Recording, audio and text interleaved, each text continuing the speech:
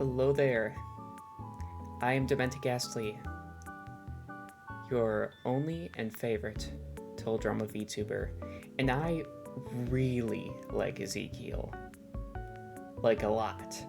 I really like Ezekiel, which is why I decided to do an analysis. A 16-year-old boy from Alberta with a naivety and curiosity matched by no other became a feral zombie-like creature obsessed with one thing, and I'm here to prove it was not about the money. I analyzed the character and will give you all the information to see what it was really all about, a quest for belonging. I'm here to deep dive into who Ezekiel from the teledrama series is, and prove that Ezekiel's problem was never greed. I'm going to be putting myself into Ezekiel's shoes, as I find a lot of parallels between myself and Ezekiel. I was homeschooled for a portion of my life, sheltered from a bit of stuff when I was a child, raised Catholic and Presbyterian. I have extreme social awkwardness as well. I've had some of the problems and anxieties I believe Ezekiel's had, so I'm going to show what I've analyzed from facial expressions, character bios, moments from the show, and all the lore I can find. Part 1. Before the show. Ezekiel was a boy who loved to watch TV and read comic books like any other kid. Ezekiel had his whole life ahead of him. He was homeschooled with particularly conservative religious values.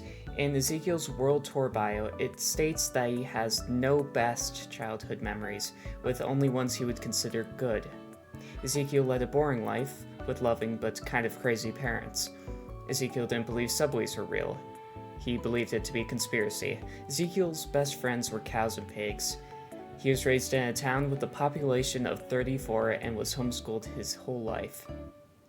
We can determine that the 34 in the town were not children, as he speaks about being excited to meet real live kids.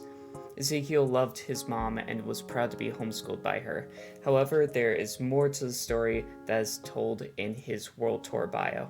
Despite loving his homeschooling, he skipped school and hid at the local school, most likely trying to gain more knowledge and hang out with other kids his age.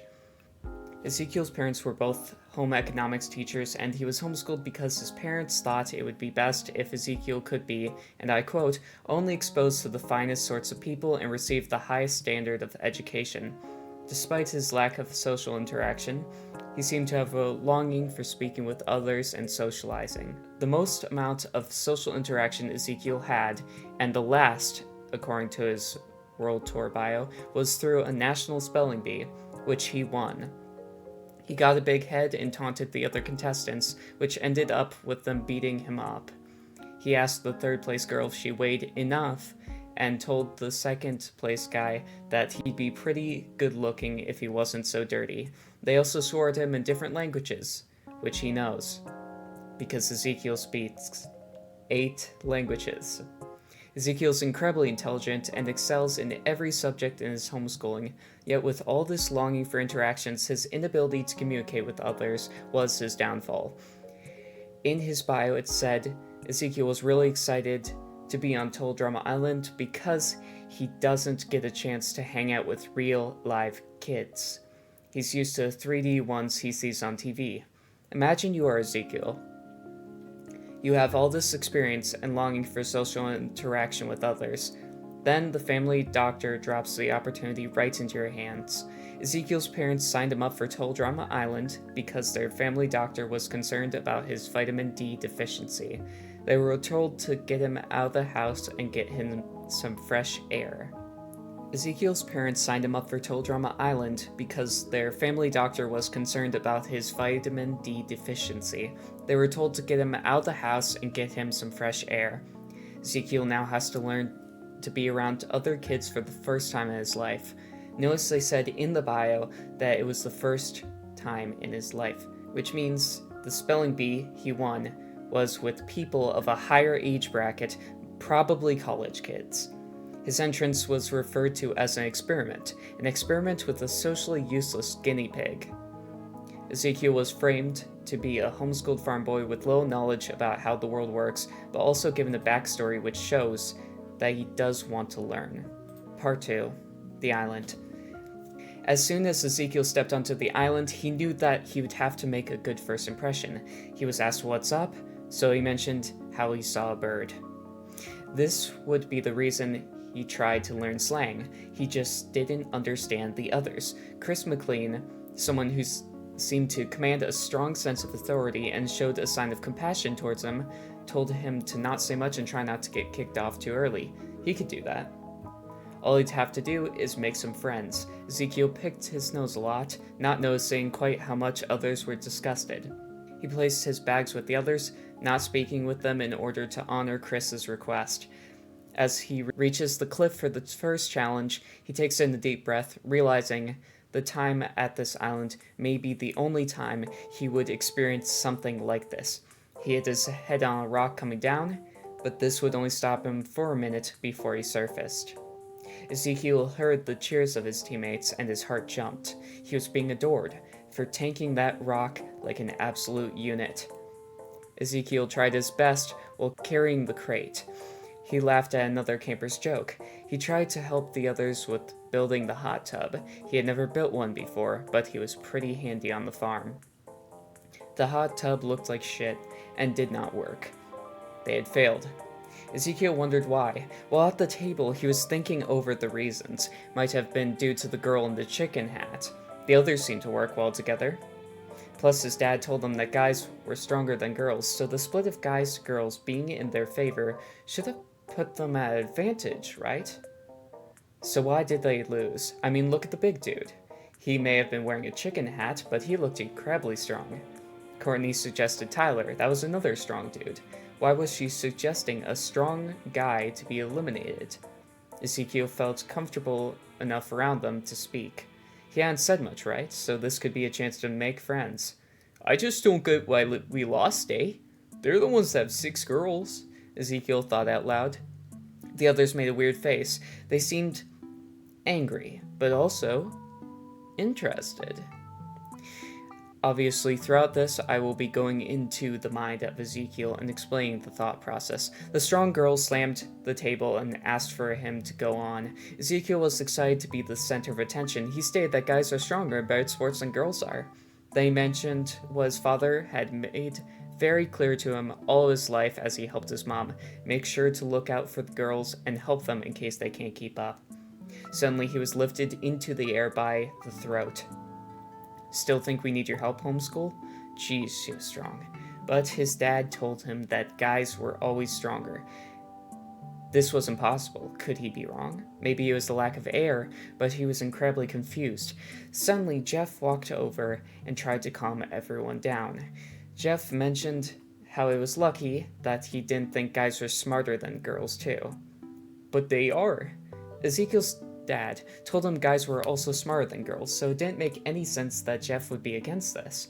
Confused and distraught, Ezekiel stayed silent until he reached the campfire ceremony. Ezekiel would go on to explain that he didn't know why his dad told him that his job was to protect the women when they all seemed to be stronger than him. He could feel the stares and glares of his team. As the marshmallows slowly got handed out, Ezekiel realized he was one of the only ones who hadn't received it. Then there were 2. Ezekiel panicked, realizing he would never speak to the others again if he didn't make it past this campfire ceremony. Then Courtney received her marshmallow.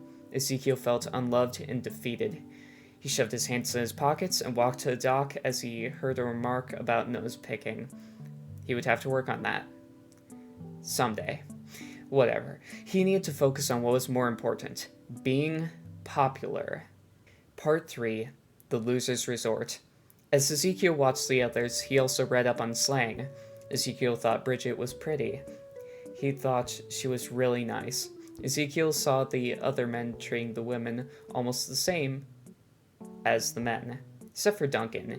He didn't really like that guy. He found that Duncan had Ezekiel's qualities that others found repulsive, but yet no one seemed to care or talk about it.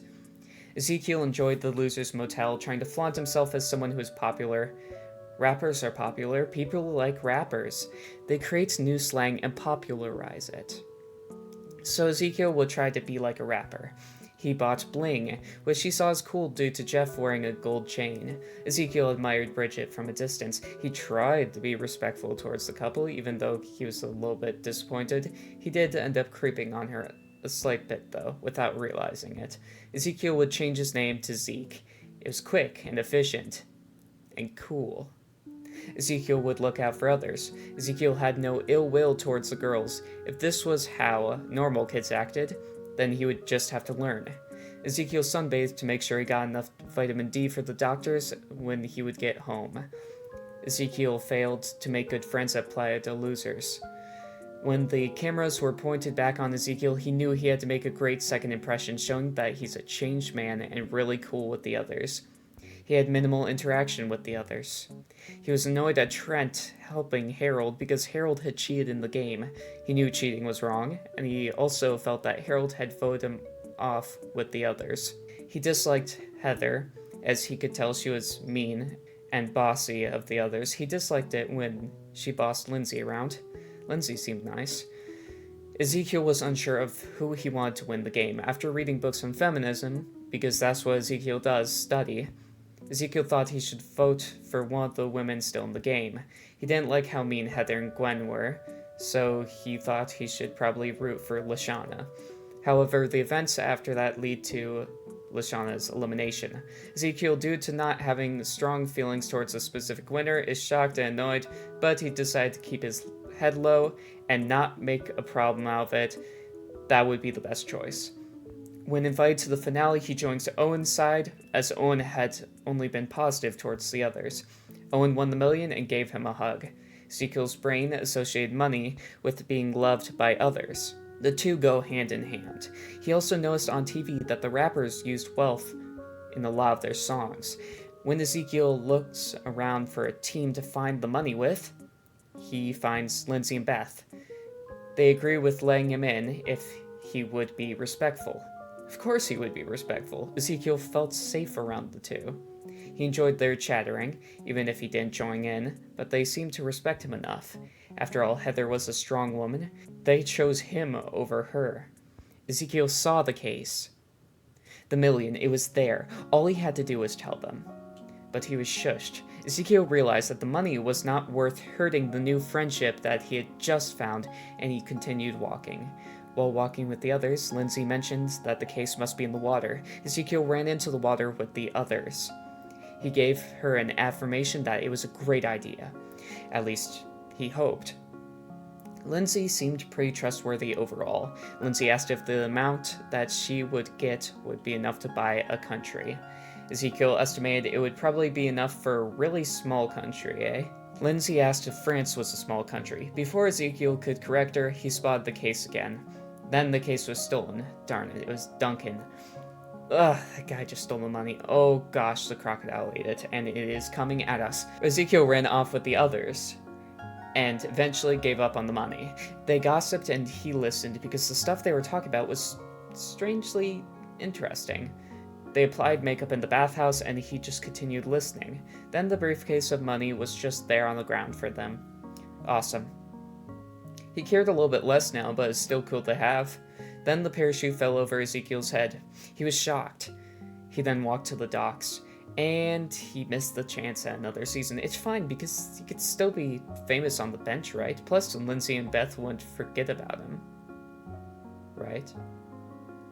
He felt they had good chemistry as friends. The money wasn't important, being loved was. The money was just a tool to be more popular. Part 4. Benched.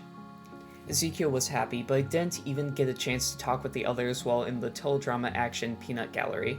Or rather, they just didn't want to talk to him. He sat next to Eva, Noah, and Cody. Noah and Eva weren't very well liked, so he thought maybe he could talk to them. Ezekiel felt bad for Trent. Nobody deserves to be humiliated like that. It's mean.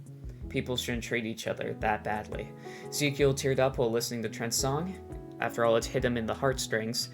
Afterwards, he smiled, being proud of Trent's releasing his emotions. He had read that was something healthy. He even cheered at the beautiful song Trent played. He was one of the only ones who did. Trent was so talented. Ezekiel should work on that rap career. He was shocked about the toy train. He thought Trent was genuinely a little bit cuckoo. He chilled with the others for a while. Trent played another song. Ezekiel's lip quivered and his eyes watered. He wished he had deep connections like Trent. Ezekiel felt comfortable with the others after doing multiple aftermaths. Ezekiel didn't really like Gwen. Ezekiel in his off time started a rap career. Sure, it flopped, but at least he was having fun. Jeff mentions money being more important than having integrity. Even though Ezekiel didn't really agree, he thought that clapping would be best. Everyone loves Jeff, right? Especially Bridget. After nobody else responds, he felt a little awkward, but at least Jeff was chill with him. DJ's mom made great sandwiches. They reminded him of home. They reminded him of his mom. There was a lot of drama within the episodes. He thought it was so interesting. He enjoyed observing. He was proud of Jeff for getting back to his old self. How could he have missed the fact that Jeff was acting weird? Ugh, Ezekiel didn't need convincing for who should win. Duncan wasn't that nice. Even if Beth was acting pretty cruddy, she was still nicer overall. She should win. Either way, he was fine with them winning. They all would know who deserved it more in the end. Part 5, the special.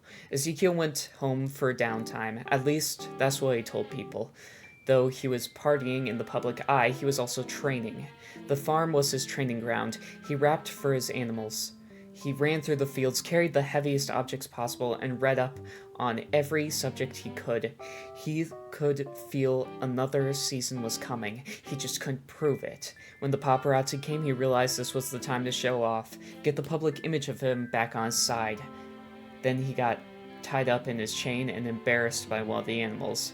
Once he got to the red carpet, he realized he didn't really want to be there. He had just embarrassed himself a while ago and was still recovering from it. As all the contestants got rolled up into a ball of arms and legs, he was annoyed. Then DJ's mom smacked him. Ouch. Then he learned with everyone else that the cast got shafted. He watched the TV with the others, getting so bored he started drifting off. He was so pissed that when Chris McLean got called up, how come only he got to be in the spotlight? It was so unfair. Then Ezekiel's eyes glowed with hope as he thought he and the others were going to be thanked. They didn't. Ezekiel was pissed. People are so selfish. Once the others talk about being nobodies, Duncan says he would be able to survive on the streets. So could he. Ezekiel had trained for anything. He also felt his back pocket get lighter. When the others proposed a way to get back into the spotlight, he was excited. Finally, he was going to do something with the whole group. He sat with Cody on the bus. He liked Cody. He watched as they left the dirtbag bus in the dust. Then he went off a cliff with the others. He decided to stay in the bus. He had gotten enough sunlight at the farm. Then Chris came for them. Yes, finally, another chance to show the others how useful he was. Ezekiel was not a loser. This time he'd win that money and show the others that he was worth more than how they'd been treating him. Part 6. The social interactions of a socially inept guinea pig. They'd pay attention to him if he'd won. Ezekiel was 17 and ready for a new season. Ezekiel left the bus, got bodied by Izzy, and then realized Chris forgot to introduce him. He's not gonna let anyone forget about him this time. Ezekiel is not gonna blend into the background. Zeke was held up by Alejandro and saw a Greek god of a man. Holy crap, that guy was beautiful. No homo. Once he was on the plane, Ezekiel had heard the news. A singing season? He had not practiced for that. Ezekiel felt awkward. Zeke was so ready. He boasted to the others that he'd practiced and was ready to win this season. He acknowledged it was first boot and wanted to make sure it never happened again. Chris then snapped at him for talking too much. Ezekiel cringed. Later, he bragged about never sitting back in the loser's compartment. He was hoping his confidence would show the others how much he was bringing to the table. Then he got dissed by Noah. Did his breath really smell that bad? It didn't matter. He would still show his usefulness. And teams didn't care about bad breath. Ezekiel lied about himself having a peanut allergy in order to avoid peanuts, which he was really not a big fan of. He then slowly walked back on the premise, realizing that it could put him in an awkward position when he's receiving the little totem of immunity. Chris grabbed him by the shirt and threw him out of the plane. What the heck? Chris wouldn't do this for real, right? It was a joke. Gotta be. Ezekiel ran after the plane and climbed the landing gear and hid with the cargo. Ezekiel heard the song and realized singing would be the best option, so it wouldn't be used against him when he rejoined. As he stayed on the plane, he realized he had to be more assertive. He told Chris he wasn't going to lose. He was going to win. As Ezekiel had cymbals clanged in his face, he was disoriented before he charged into the pyramid. He found something that looked suspiciously like an intercom. After all, they were in a production. Ezekiel pressed a button and a mummy wrap fell all over him, with 2 sharp objects grazing his flesh. When he got up, he was unable to speak or move. He was wrapped in old mummification cloth. Owen tried to kiss him. Then Ezekiel realized they were going to leave him in the pyramid. Ezekiel screamed in a muffled voice. Ezekiel was starting to feel like nobody would even notice, much less care if they did. Suddenly, he was picked up by the crazy girl, Izzy. She didn't do it because he was stuck. She did because, well, Ezekiel didn't know. She's Izzy. Thanks for all the help, you knobs, he said sarcastically. Ezekiel was royally pissed. He felt like he'd been mistreated this whole time and he deserved a little bit of luck. He asked Chris to let him back in. Thanks to Duncan quitting, Chris let him back in the game. Yes, finally, officially back. Ezekiel realized good things happen to people who work through the pain. After talking with the others, they decided on the team name, Team Victory. It means they were in it for the prize. He knew they would never lose the game with a stacked group like Lindsay, Harold, DJ, Bridget, and Lashana. He liked Lashana, Lindsay, DJ, and Bridget. He still felt a little bit of anger towards Harold for not sticking up for him in the first season. After all, they were both outcasts, but he would be willing to look past that for the game. Everyone was getting acquainted on the other teams. Why wasn't his team talking? Ezekiel was shocked back into the real world when his stick came at his face. Harold said he was going to use the stick for defending against deadly sand snakes. Those existed? Ezekiel then got concerned for Harold's own well-being when Lashana jumped into his arms and started to crush him. Ouch. Then Harold jammed the stick directly into Ezekiel's eye. Ow! Ezekiel clutched his eye in pain. Then he heard DJ say, "Whoa, cool it before you really hurt somebody." Ezekiel paused. Was that a slight? This klutzy big guy would probably be bad for the team. Besides, he quit the last season, right? So he's not even as serious about the game as Ezekiel was. Learning about the scarabs, DJ jumped onto Ezekiel's head, pushing his hat down over his eyes, and he grimaced in frustration. Okay, this guy has got to go first. Sure, he obviously wouldn't let them lose, but if they happened to lose at some point, he would convince them to vote DJ. Chris unleashed the scarabs. Ezekiel waited until it was the right time to shine. He had to make sure he stepped into the song at the right time and said the right thing. Then Ezekiel messed up. The scarabs crawled all over him, and he ran after his team. Then they got lost. However, they figured out the stick was a rod that could help them find water. Yes, they weren't too late after all. He would not be first out of this season. After they wove the boat and the others began paddling, Chris announced a musical number. Chris also drew attention to him accidentally interrupting the last song while trying to join in. Ezekiel could feel the others' glares. As the crocodiles approached, Harold sang that they should just bop him on the nose.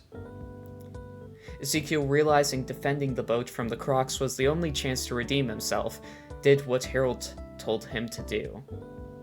Harold was almost never wrong. He swung the stick at the crocodile, but grabbed the stick and pulled it under the water. It didn't work. The crocs attacked the boat. The boat started sinking, but they were able to make it to the shore in last place. Then Chris announced there would be no elimination if everyone brought their rewards. That sly jerk face. Ezekiel knew he saw the stick get eaten. He did this on purpose. I lost the stick. Ezekiel awkwardly laughed and gulped as he saw the others' faces. Chris McLean said, "Wow, sucks to be you," like he didn't know. Ezekiel was sure he made up this rule just to get Zeke in trouble. Chris acted so nice to him in the first season. Was it because Chris thought he was a loser? But Chris wasn't giving Zeke a chance to prove himself. Maybe he wanted Ezekiel to try harder. Then Chris brought up him losing the stick again. What did he do to deserve this? Was it funny to the host? Then Harold made a slight at Zeke. Ezekiel was angry. He voted for DJ. All he could do was hope that the others would do the same. Mostly he was just happy to vote again and be on the show. The bag of peanuts was passed to each of the others. Ezekiel and DJ were the last two left. Ezekiel froze, not again. The last bag went to DJ. What? Ezekiel was surprised his team didn't see how much potential he had. After all, he had trained all this time for another season. Ezekiel grabbed the parachute and let it all out, all the annoyance he had felt towards the others. While in the middle of his dramatic talk, Chef kicked him out of the plane, and he screamed, being sucked into the air. Tumbling, he grasped onto the wing. "I'm not going anywhere. This game's mine, eh? Mine." Ezekiel was not going to lose. Ezekiel homeschooled with the rats. He liked the rats. The animals in the plane were nice to him. He spoke to them, tried to learn to understand them. Every day he would watch at the others from afar. Once he got the chance, Ezekiel would come back into the game. He followed them every day, but then spent hours alone in the cargo hold, shivering in the cold. He watched all the eliminations. As he watched DJ's elimination, he felt a terrible sense of giddiness. After all this time, the person he voted for was finally out.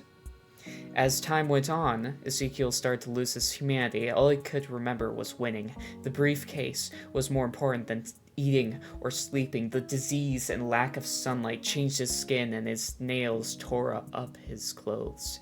He would show all of them who had laughed at him, bullied him, ignored him. Then Chris gave him a proposition. He would kidnap all the contestants for a chance to return to the game. This was the chance he needed, and he would do it by any means possible. The others were ruthless, so it was time to show he was willing to do anything to win as well. He was caught and farted on by the big one. He was starting to forget the name. They took the mask off, and he growled. He had failed, and they brought back Duncan again. Chef grabbed him and threw him off the plane. He clung to the wheel and climbed the landing gear. He would win. Winning was all that mattered. Why did he want to win again? Because people like winners. People care about winners. People make friends with winners. He slept, ate, and watched as he felt more and more diseased. He started stealing food from the other animals. It was survival. He needed to survive.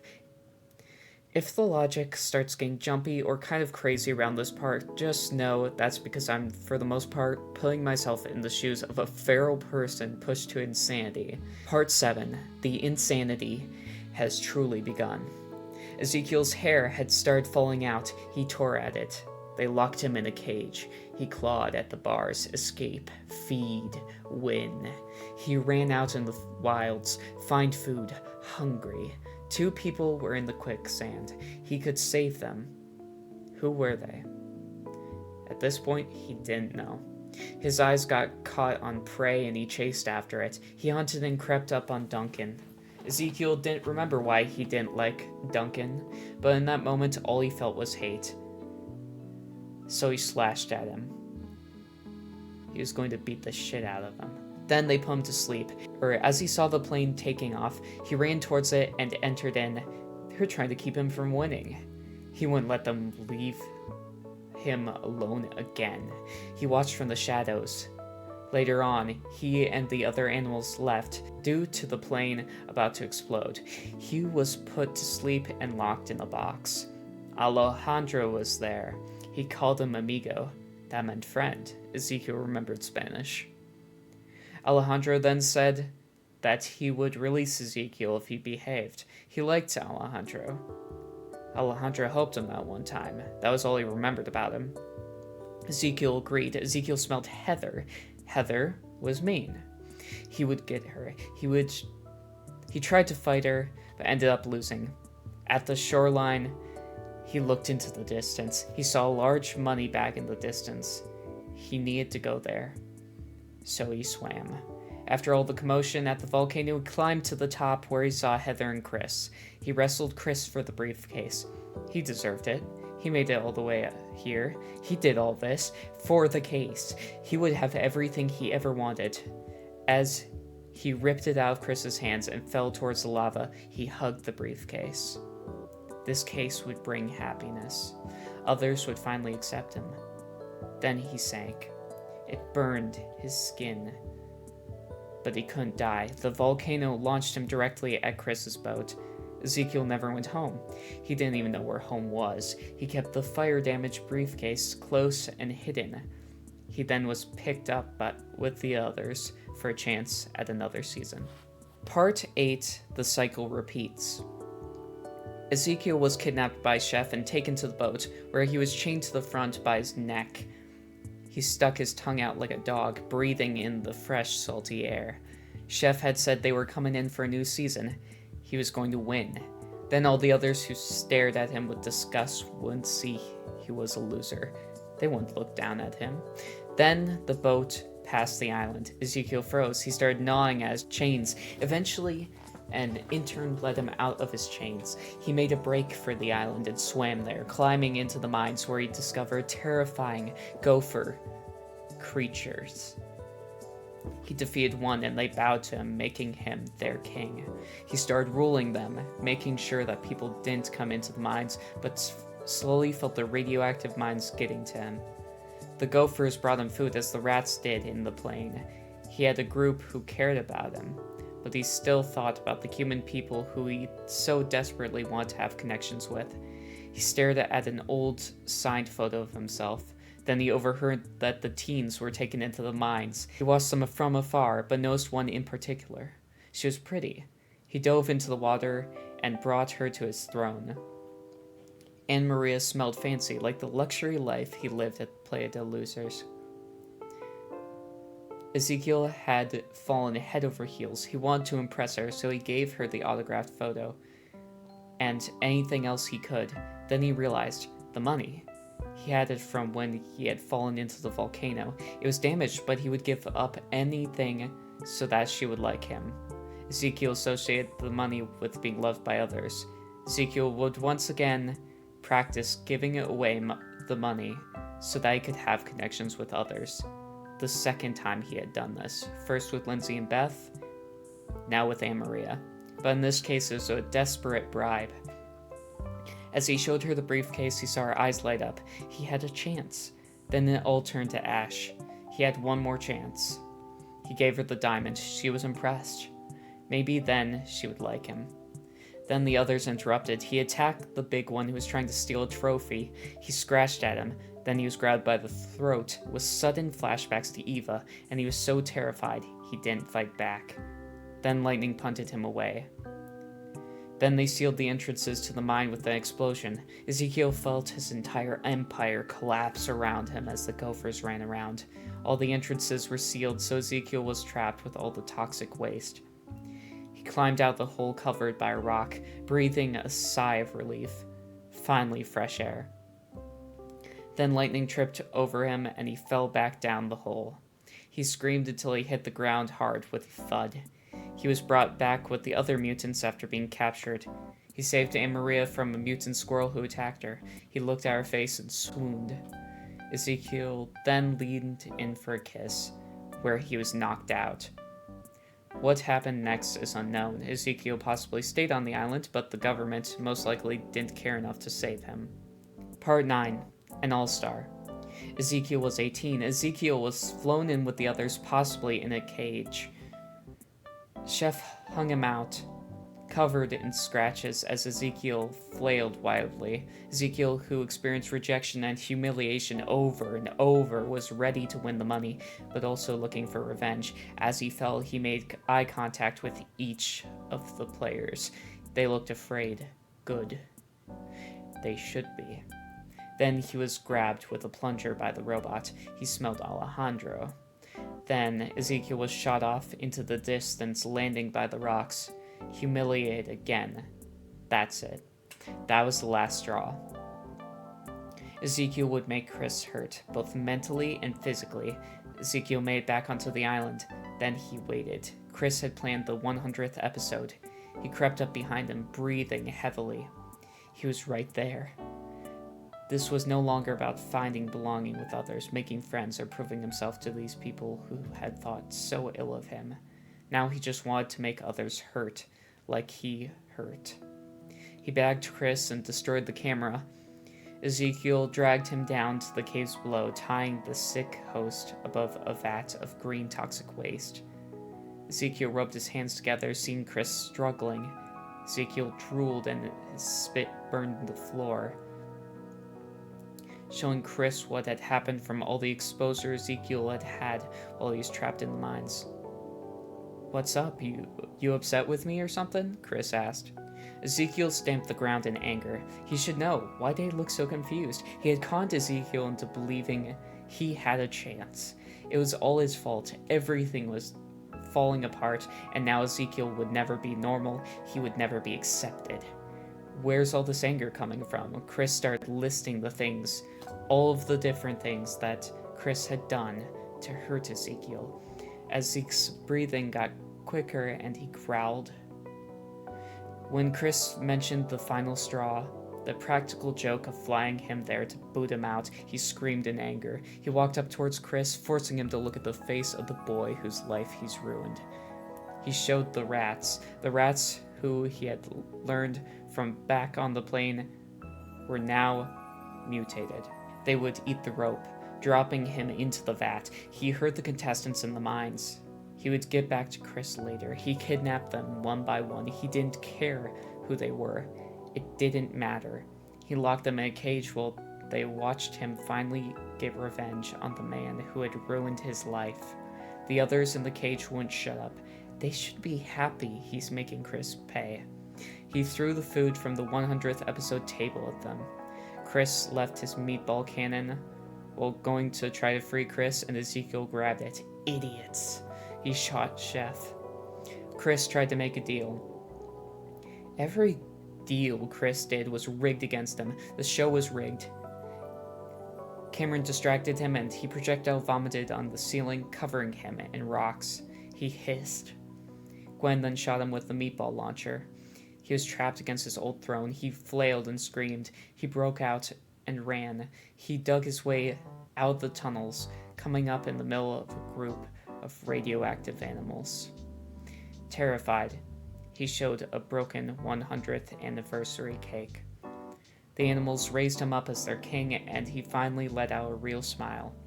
In Redonkulous Race, they show a wanted poster with his face on it. In the Redonkulous Race, the characters of Gen 1 are supposed to be 19.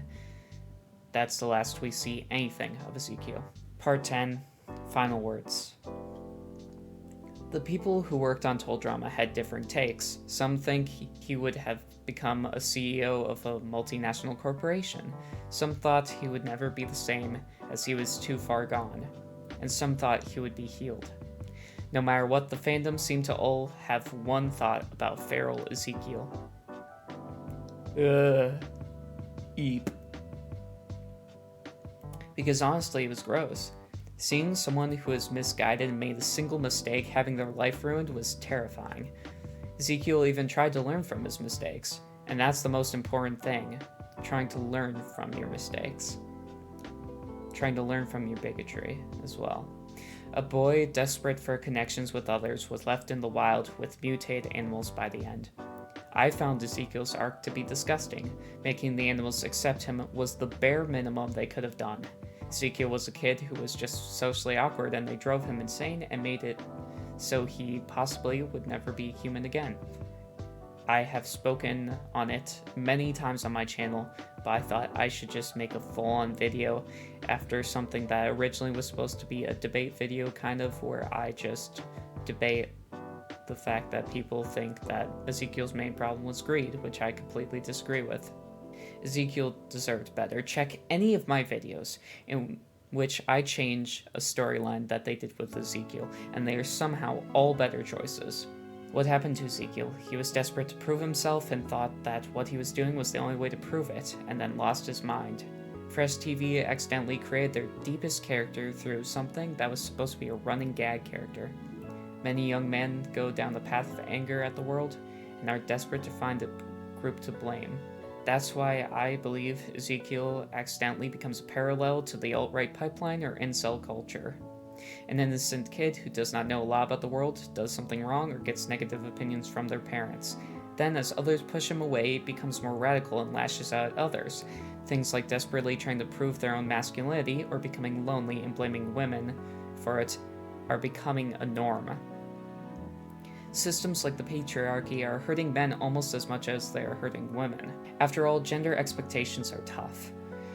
Ezekiel's transformation, in my eyes, is symbolism for an incel who, after being hurt by the system, blames others for his problems instead of trying to change the societal expectations himself. Some things that the patriarchal gender expectations cause are things like the man box concept, with common reinforcing phrases like no sissy stuff, be a big wheel, be a sturdy oak, give 'em hell, be a man. The man box describes rigid, harmful societal expectations placed on men to be tough, dominant, emotionless, self-sufficient, and aggressive. There's an emphasis on emotional suppression, like not showing weakness, fear, sadness, or even asking for help. The man always needs to be in control, acting strong, and use aggression to solve his problems. There's a focus on being completely independent. There's also believing in adhering to heterosexual and often homophobic norms, devaluing anything perceived as feminine, and even a hypersexuality with the pressure on men to be highly sexual and teasing others for not having sex. For men, it leads to isolation, anxiety, depression, substance abuse, reluctance to seek help, and even higher suicide rates. And as for the rest of society, it reinforces harmful behaviors, including violence against women, aggression, and controlling relationships. Violence is coded as masculine. The I feel small, so I'm going to make you feel smaller syndrome is real, with things like hegemonic masculinity and the desperate appeal to try to achieve it, despite a minority of the population being actually able to. Studies suggest that men whose sense of masculinity is diminished are far more prone to engage in violent behavior. The loneliness epidemic was not caused by women, but from societal expectations. People need to be given second chances and need to be taught that who you are is not a problem. Kids should be able to do what they want and shouldn't be bullied out of enjoying things like playing with a toy that is stereotypically for the opposite gender. I know I went on a rant, but I feel kids who grew up in a religious conservative background have a chance to grow and discover their world. Even if it's not an exact parallel, I thought this would be important enough to say, especially with all the things I hear about Ezekiel being an incel, which I completely disagree with because he does not align with the values of an incel. It's important to say when talking about a homeschooled outcast with old-fashioned views. Ezekiel meant no harm to others, and he just wanted to make friends. So, next time you see someone who's lonely, go ahead, reach out to them. Make sure to go outside, compliment someone's hair, and make the world a little bit of a better place.